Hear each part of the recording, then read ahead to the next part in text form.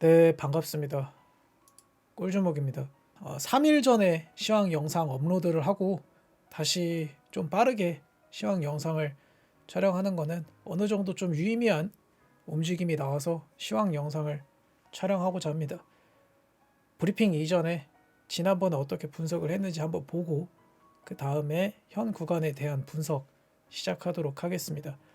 이번에는 이미 이 이전에 분석을 다 했기 때문에 지금 현 구간이 어디쯤이고 어떻게 보고 있다 요 정도만 보시는 게 포인트일 것 같습니다. 그 말은 이전 시황 영상을 보지 않으신 분은 이해하기가 좀 힘드실 수 있다 라고만 생각하시면 될 것 같습니다.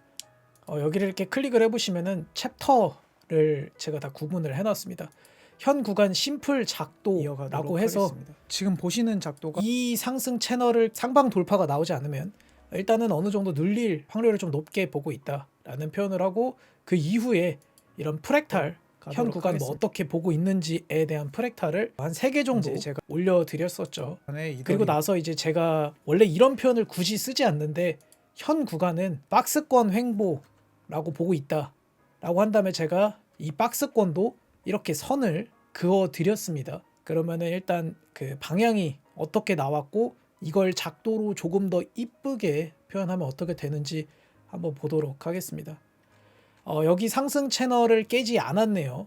그리고 나서 저도 브리핑을 그렇게 했었죠. 이거 깨지 않으면은 눌림 나올 걸로 보고 있다, 이런 표현을 썼고, 조금 현 구간에 이쁘게 박스권을 치면은 제가 이제 단톡방에는 이렇게 쉐어를 해드렸습니다. 빨간색 박스, 노란색 박스, 초록색 박스. 당연하겠지만 빨간색 박스에서는 숏 각을, 노란색 박스에서는 롱 각을 보라는 뜻이겠죠. 제가 단톡방을 운영하면서 두 번째로 이런 표현을 썼던 것 같아요. 제가 여기 동그라미 치고 이렇게 생긴 캔들은 확정적으로 내립니다. 그러니까 두 번째로 썼습니다. 제가 90%로 내린다라는 표현을 한번 썼었고, 확정적으로 여기까지는 눌림이 나온다 라고 했는데, 단기 상승 추세 이 동그라미 박스 어떻게 나왔는지 봅시다.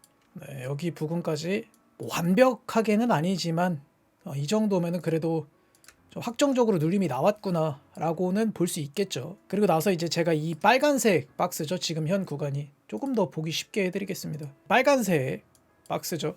여기까지 일단 확정적으로 눌림이 나온다 라고 했는데 일단은 눌림이 나왔습니다. 그리고 나서 이제 제가 이 노란색 박스 부분에서 숏은 익절을 하셔야 한다, 이렇게 제가 브리핑을 했었죠. 이 구간은 좀 강력한 또 지지 구간이 돼요. 근데 이제 제가 여기서 롱은 받는 거를 조금 좀 신중하게 받으시라고 이야기를 했어요. 여기 구간에서는. 왜 그렇게 얘기를 했었냐면은 직각으로 숏이 내리 꼽히고 있었고, 만약에 이제 롱을 받으신다고 하면은 어떤 그림이 나올 때 받으라고 했는지 또 보여드리겠습니다. 그때는 조금 롱각을 좀 보수적으로 해라, 차라리 이렇게 나오면 롱을 받으셔도 된다, 이런 표현을 했었죠.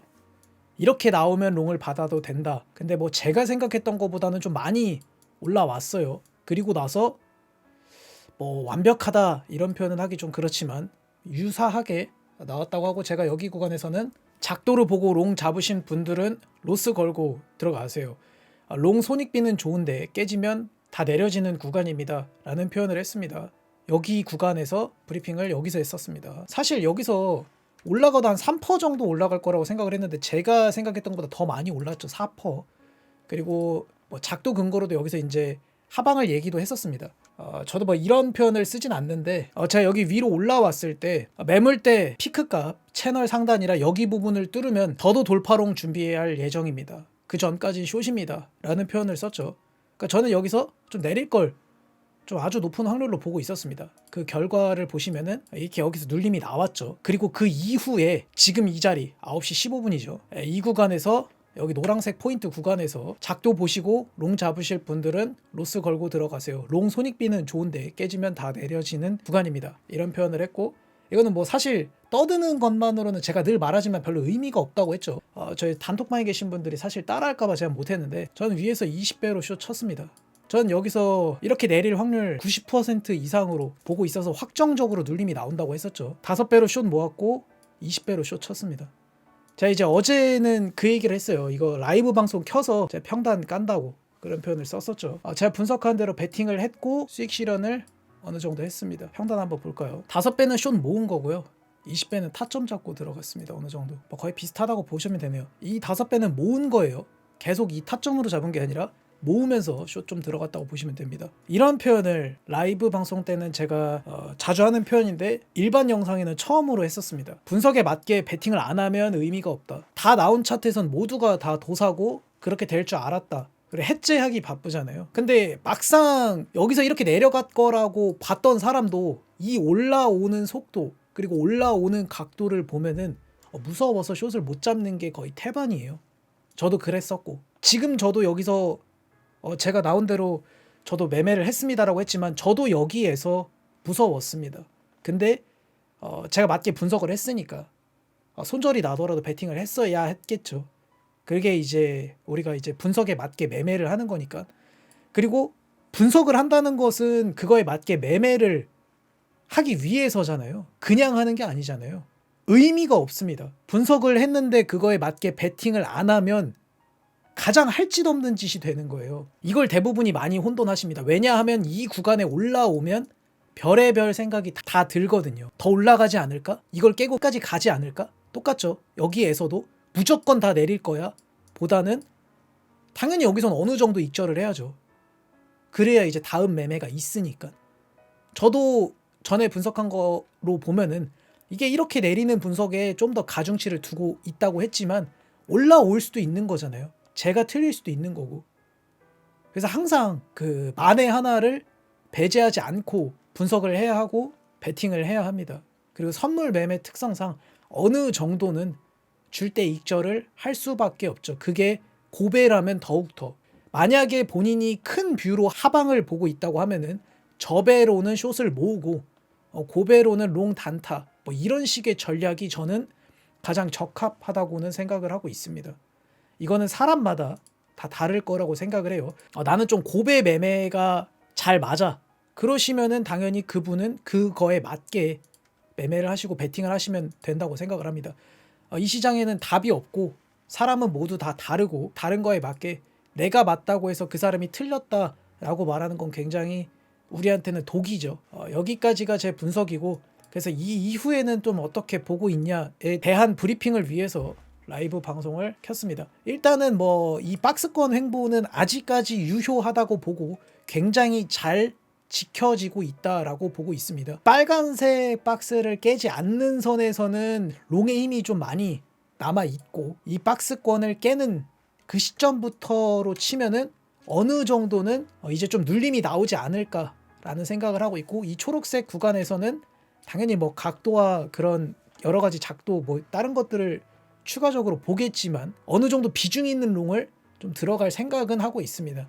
근데 뭐 동일하게 뭐 주황색을 오건 이 빨간색을 뚫건 혹은 이 초록색을 오면은 다시 라이브 방송을 키거나 시황을 촬영할 예정입니다. 제가 이제 시황 영상에서 이렇게 박스 3개 치고 가로 저항까지 알려드렸는데 지금 보시는 박스는 그리고 제가 이제 톡방에 브리핑 했을 때 캡처된 사진을 보시면은 이 구간에선 빨간색 박스, 이 구간에서는 노란색 박스, 이 구간에서는 초록색 박스 이렇게 표현을 했는데 여기 구간이 노란색 박스인 이유는 이 보시면은 여기 구간이 이렇게 한 번에 슝 올랐잖아요. 동일하게 이 구간은 이렇게 슝 내릴 수도 있는 구간이기 때문에 이렇게 표현을 한 거거든요. 초록색은 동일하게 박스권 횡보의 관점으로 봤을 때 이렇게 해석을 하는 겁니다. 전 이것만 가지고 해석을 하지는 않습니다. 타점을 이렇게 잡지도 않고 이 구간에서는 이제 롱 각을 좀 볼 수 있는 거죠. 이게 그려지기 전에 이렇게 해석하는 것과 다 그려진 다음에 박스권으로 해석하는 거는 좀 다른 이야기이고 좀 다른 영역이에요. 당연하겠죠. 그래서 이제 이런 식으로 제가 색깔을 두고 박스권으로 보고 있는 거죠. 그냥 이거를 같은 색상으로 하는 것과 다른 색상으로 하는 이유가 있는 게 작도를 하시는 이유가 뭐냐면 착시 효과 때문에 작도를 하는 거거든요. 왜냐하면 사람의 눈은 간사하기 때문에 이제 우리가 모두 아는 이거 있죠. 이 화살표. 이 화살표가 사실은 같은 길이잖아요. 이런 식으로 보면. 근데 다르게 보이잖아요. 다시. 지금 이 구간이 딱히 뭐가 보이는 게 없는데 이렇게 채널을 그으면 지금 현 구간이 비트코인이 이렇게 하락 채널을 그리면서 움직이고 있구나가 보이잖아요. 그래서 작도를 제가 하는 이유와 이렇게 색상까지 구분하는 이유는 이런 좀 착시에 의해서 보이는 것들을 조금 더 명확하게 보기 위해서 이렇게 한다고 보시면 됩니다. 아무튼 현 구간은 이런 식으로 좀 박스권으로 해석을 하면서 보고 있습니다. 지금 현 구간은 이 하락 채널 구간에서 좀 놀고 있다라고 저는 보고 있습니다. 아직까지는. 만약에 이 하락 채널을 상방 돌파하지 않으면은 하락 채널이기 때문에 숏이 더 유리하다고 생각을 하고 이 채널을 뚫으면은 좀 많이 올라갈 확률을 보고 있습니다. 지금 현 구간은 채널 주도 장이기 때문에 채널 작도를 하지 못하면 아마 그 매매하는 데 있어서 좀 불편함이 있거나 좀 많이 어려울 거라고 생각을 합니다. 이렇게 타임스태프를 찍어 드렸으니까 요 근거로 좀 보셔도 이렇게 작도를 하시면 될 것 같아요. 15분 봉으로 해서 좀 디테일 작도를 하시는 게 저는 맞는 것 같고 이 채널의 신뢰도를 한번 검증해 보도록 하겠습니다. 지금 이 채널의 중단을 유의미하게 지켜주고 있네요. 그렇죠? 그리고 제가 쉐어해드렸던 이 초록색 채널도 유의미하게 중단해서 지지정이 나오고 있네요. 그러면 우리는 이 채널을 신뢰해도 되겠구나 라고 생각을 하죠. 이 단기 하락 채널이지만 지금 이 채널 주도장이다 보니까 여기 구간이 좀 유의미하게 지켜주고 있는 모습을 볼 수 있습니다. 그래서 이 채널은 좀 유의미하구나 이렇게 보시는 게 맞겠죠. 그때 라이브 방송에서 얘기했던 가장 중요한 가로 저항은 월봉의 양음을 정하는 여기 구간이라고 보고 있습니다. 월봉이 아직까지 양봉이고 이 봉이 음봉으로 마감할지 양봉으로 마감할지는 5일 뒤에 결정이 돼요. 그래서 제가 이 구간에서 엄청나게 큰 무빙이 나오기보다는 박스권 횡보를 보고 있다라는 표현을 했는데 그 이유는 당연히 월봉 마감이 그때 열흘 이내로 남았기 때문에 엄청나게 큰 무빙보다는 박스권으로 횡보할 확률이 높지 않을까 이렇게 표현을 했고 그 부분은 좀 체크해 보시면 좋을 것 같습니다. 아직은 주봉이지만 주봉은 지금 음봉으로 비석형 그리고 도지형 캔들로 보여지고는 있습니다. 이 캔들이 그렇게 좋은 건 아니죠. 근데 여기서도 2주나 음봉이 나왔음에도 불구하고 큰 상승이 나왔기 때문에 이것만 가지고는 여기서 큰 눌림이 나올 거라고 예측하는 거는 조금 무리가 있습니다. 나머지는 아직까지는 그 이전 시황 영상에 올린 프랙탈 을 근거로 좀 차트를 보고 있고요. 제가 뭐 이전에도 이야기를 했었지만 대부분이 요 정도 장기 추세는 다 그었을 것이다 라는 표현을 했습니다. 한번 볼까요? 여기 뭐 하단과 하단을 이은 추세이기 때문에 이 정도는 누구나 그을 거다. 근데 분명히 이 넥라인을 긋지 못하면은 조금 유의미한 구간 해석이 힘들게 될 거라고 얘기를 했는데 이 구간은 계속 돌파를 하고 있지 못하고 있지만 지금 이 넥라인 부근에서 어느 정도 유의미한 지지정이 나오고 있어요. 그러니까 이거는 어느 정도 유의미하구나 라고 우리가 해석할 수가 있겠죠. 넥라인을 좀 보시는 분들도 있고 안 보시는 분들이 있으신 것 같은데 저는 좀 넥라인을 마지막 터치는 넥라인을 찍고 가는 걸 좀 많이 가중치 두고 시장을 해석하고 있기 때문에 넥라인은 꼭 그으시는 게 좋을 거라고 생각을 하고 있습니다. 달러는 지금 1,300원을 한번 찍은 다음에 눌림이 나오고 있습니다. 지금 이 상승 채널을 조금 이탈하긴 했는데 동일합니다. 달러가 유독 조금 더 심한 것 같아요. 다시 여기 채널 인을 하면은 좀 어느 정도 좀 상방의 힘이 아직은 좀 남아 있을 확률에 조금 더 가중치를 두면서 시장을 바라보고 있습니다. 현 구간에 대한 브리핑은 여기까지고요. 가장 중요한 이야기에 대해서 한번 해볼까 합니다. 그 매매에서 복귀가 중요하다고 이제 제가 항상 얘기를 하잖아요. 만약에 제가 저도 여기서 그렇게까지 많이 상승이 나올 줄은 몰랐는데 이 구간을 리테스트로 들어가 볼 만하다는 표현을 했었죠. 여기에서 내가 이 정도로 큰 상승이 왜 나왔지를 모르고 만약에 넘어간다면 저는 그 방식의 매매가 계좌를 우상향하기는 좀 많이 힘들다라고 생각을 해요. 올랐네 미친이라기보다도 왜 올랐지? 어떻게 하면 내가 다음에 이 큰 상승을 볼 수 있지? 에 조금 포커싱을 맞추는 게 저는 우상향하기 더 좋은 매매 방법이라고 생각하고 복귀라고 생각을 합니다. 다 다른 매매 방식을 사용하고 다 다른 분석법을 사용하지만 복귀가 중요한 거는 변하지 않는 불변의 사실이죠. 그렇기 때문에 내가 만약에 이번에 큰 상승 여기 구간에서 숏 각을 못 받고 여기 구간에서 롱 각을 못 봤으면은 왜 그렇게 내가 보지 못했을까? 혹은 어떻게 하면 내가 다음에 잡을 수 있을까에 조금 더 집중을 하시면서 차트를 보시다 보면은 보이지 않던 시장에 조금은 답을 찾을 수 있을 거라고 생각을 하고, 네, 마지막으로 일정 한번 같이 보고, 연준 회의록 공개도 끝났고 24일 금요일에는 미국 소비자 물가지수 발표가 10시 30분에 있네요. 이때 뭐 이 결과값에 의해서 저는 움직임이 롱이다 숏이다라기보다는 이때 소스가 좀 좋은 게 있구나, 이때 좀 차트를 많이 흔들 수 있겠구나, 이런 생각을 하면서 차트를 보고 있습니다. 네, 오늘 비트코인 시황은 여기까지고 봐주셔서 감사합니다.